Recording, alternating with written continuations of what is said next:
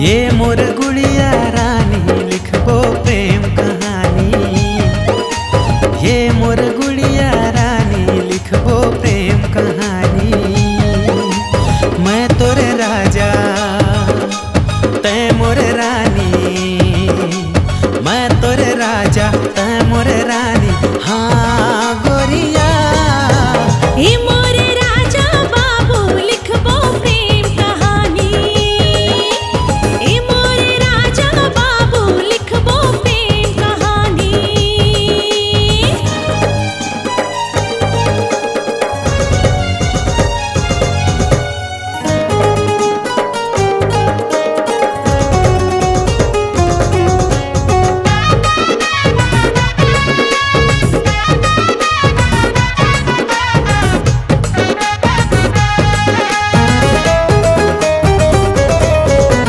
जब ले तोला देखो ऐसे लागिस मोला, ते दिस वरदान ऊपर वाला तोला।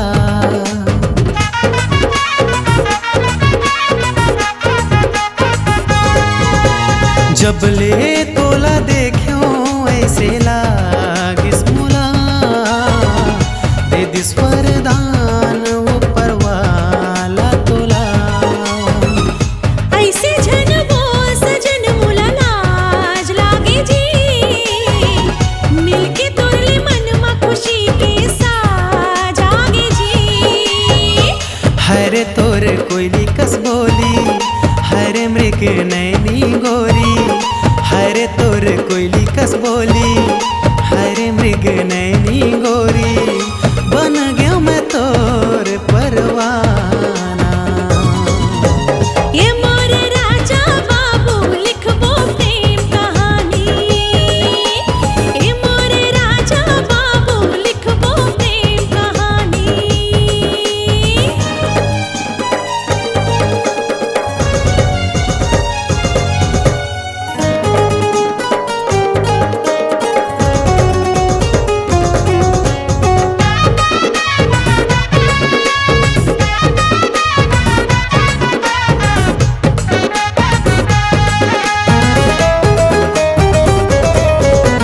हरे तोर नैन के कातिल दा, कर दिस मोला घायल मैं हो गयो फिदा।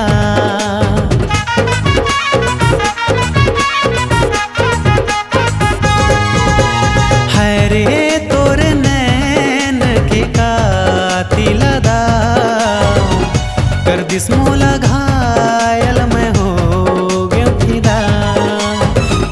महू बन गयो बैहा तोर दीवानी, आजा मोर पास सचन कर मनमानी। गोरी तोरे सुंदर चलना, हरे तोरे है मुस्काना। गोरी तोरे सुंदर चलना, हरे तोरे है मुस्काना।